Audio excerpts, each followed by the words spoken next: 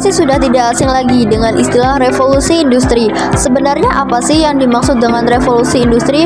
Revolusi industri adalah perubahan besar dan mendasar terhadap cara manusia dalam memproduksi barang. Hal ini membuat perubahan pada tataan sosial, ekonomi, dan budaya masyarakat. Revolusi Industri 1.0 berlangsung dari tahun 1750 sampai 1850. Inggris adalah pelopor dari revolusi ini, ditandai dengan penemuan mesin uap oleh James Watt. Mesin uap banyak digunakan pada industri tekstil, pertanian, pertambangan, transportasi, hingga manufaktur. Pada era ini terjadi produksi massal yang menyebabkan naiknya pendapatan per kapita negara-negara hingga 6 kali lipat serta perubahan industri dari tenaga manusia menjadi tenaga mesin kuran massal, demo, tuntutan lapangan pekerjaan, dan pencemaran lingkungan akibat asap mesin uap dan limbah pabrik. Revolusi Industri 2.0 mulai pada tahun 1870 hingga 1914 dan ditandai dengan penemuan tenaga listrik pada tahun 1984, mengubah proses produksi mobil di pabriknya dengan menciptakan lini produksi atau assembly line yang menggunakan ban berjalan. Hal ini menggunakan produksi mobil lebih efisien dan membuat harganya juga lebih murah, dan membuat Ford menguasai pasar mobil dengan pesat. Pemanfaatan negara dari mesin uap akhirnya beralih sedikit demi sedikit ke proses produksi ban berjalan.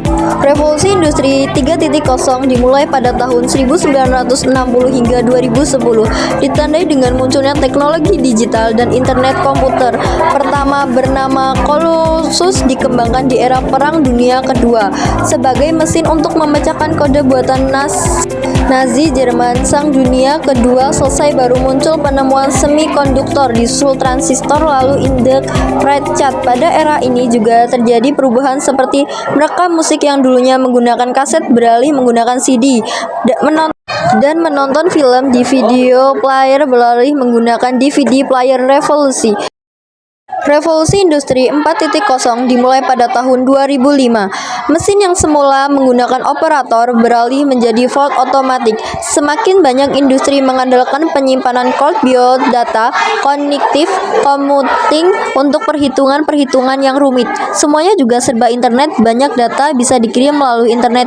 Contoh penerapan pada revolusi 4.0 ini adalah penjaga pintu parkir yang menggunakan Google yang mengembangkan self-driving car dan menggunakan sistem cloud seperti pada software akuntansi dan juga pengarsipan.